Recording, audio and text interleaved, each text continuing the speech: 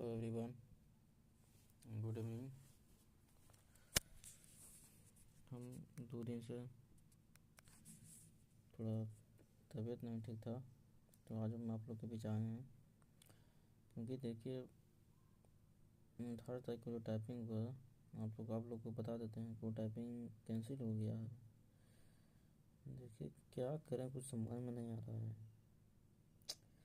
उतना गए दूर से फिर आए, उतना बवाल हो गया, कैंसिल कर दिया। स्टूडेंट के तो बहुत दिमाग ख़राब हो रहा है, क्या किया जाए आप लोग समझ सकते हैं। परेशान हो चुके हैं एकदम।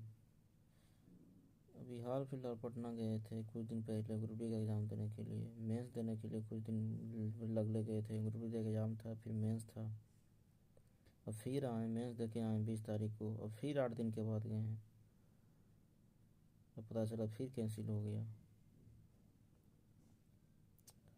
पता नहीं, बहुत दिक्कत हो रहा है स्टूडेंट का, क्या किया जाए।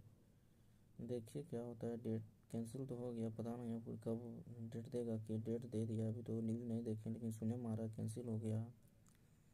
एनटीपीसी का जो थी, जो टेस्ट थी, जो टाइपिंग जो हुआ था।